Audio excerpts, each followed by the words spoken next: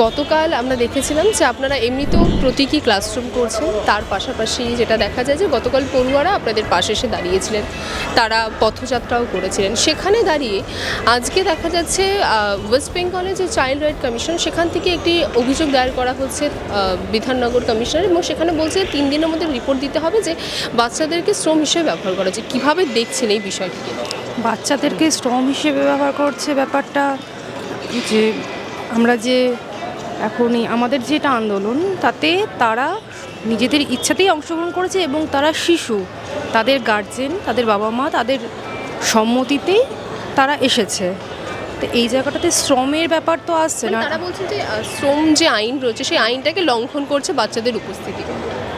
না দেখুন, আমরা স্কুলে যখন 12ই জানুয়ারি হোক, বইমেলা, বিভিন্ন র্যালিতে তো আমাদের স্কুলের স্টুডেন্টরাই অংশগ্রহণ করে, সেটাও কি তাহলে এর মধ্যেই পড়ছে? নিশ্চয়ই নয়।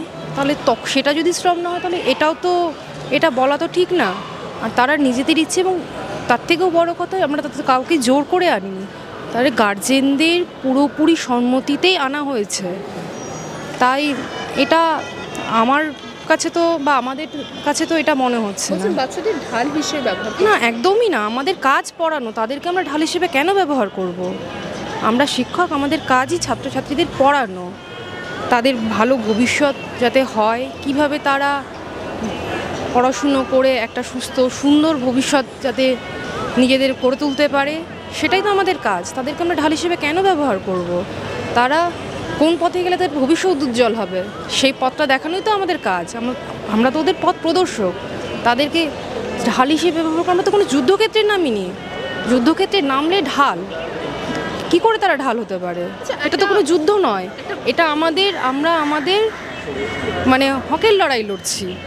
আমরা আমাদের চাকরি ফেরত চাই। বিনা দোষে চাকরি চলে গিয়েছে, আমরা আমাদের ন্যায্য চাকরি ফেরত চাই।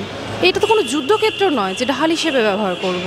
এটা পুরোপুরি এটার প্রতিবাদ করছি আমি এই কথাটার। আচ্ছা, আমি একটা প্রশ্ন যেটা মনে হচ্ছে যে এখানে পড়ুয়াদের উপস্থিতি যদি কোনো বিধিকে লঙ্ঘন করে, তাহলে আপনাদের পরিবারের ছেলেমেয়েরা যেখানে উপস্থিত আছে, তাহলে সেটা নিয়ে কি বলবেন তারা?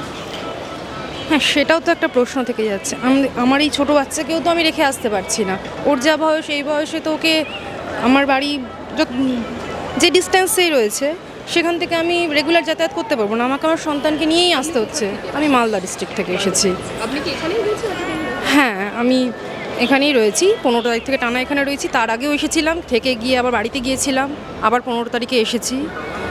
তো কি করব, আমি তো আমার বাচ্চাকে বাধ্য হয়ে নিয়ে এসেছি।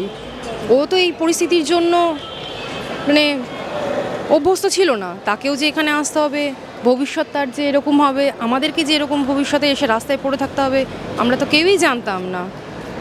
তাহলে কি করা যেতে পারে বলুন? বাংলা হান্টের আরো খবর দেখতে নজর রাখুন।